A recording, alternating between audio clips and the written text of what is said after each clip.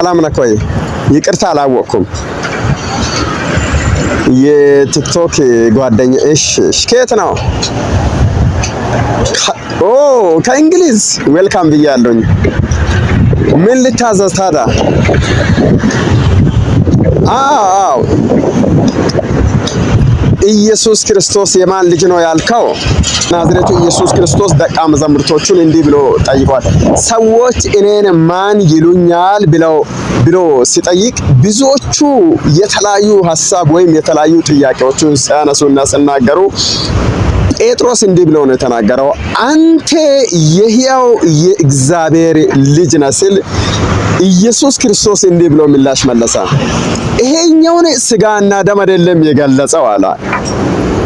አዎ ለጴጥሮስ የተናገረው ጴጥሮስ አንተ የሕያው የእግዚአብሔር ልጅ ነህ ብሎ ሲናገር ይሄን ሥጋና ደም አልገለጸም፣ የእግዚአብሔር መንፈስ ነው የገለጸው በማለት ኢየሱስ ክርስቶስ የሕያው የእግዚአብሔር ልጅ ነው። በቃ መልሱ ኢየሱስ ክርስቶስ የሕያው የእግዚአብሔር ልጅ ነው። ሁለተኛ ደግሞ አዳምና ሔዋን አባትና እናት ማን ናቸው ላልከው፣ አባትም እናትም የነሱ እግዚአብሔር ብቻ ነው። የተወደድክ የኔ ወንድም የአዳምና የሔዋን አባት እግዚአብሔር ነው።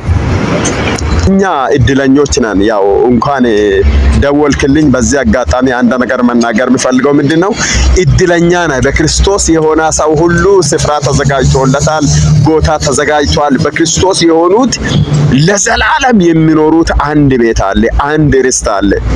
አብ ያዘጋጃ አብ ያዘጋጃ አንድ ርስት አለ፣ የዘላለም ቤት የሚባለው። ስለዚህ ወደዛኛው ቤት ስለምንሄድ እረፍት ያለበት ቤት፣ ሰላም ያለበት ቤት፣ እርቅ ይሄ ምንድነው የሚባለው?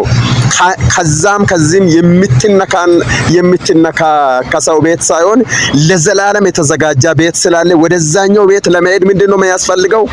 ከክርስቶስ ጋር ተስማምተክ ወደ ተዘጋጀልህ ስፍራ ለመሄድ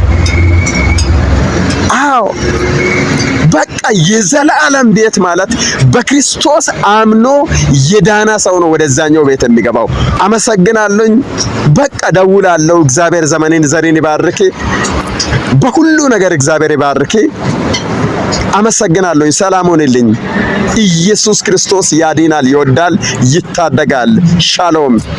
መልካም ጊዜ። ወዳለሁ።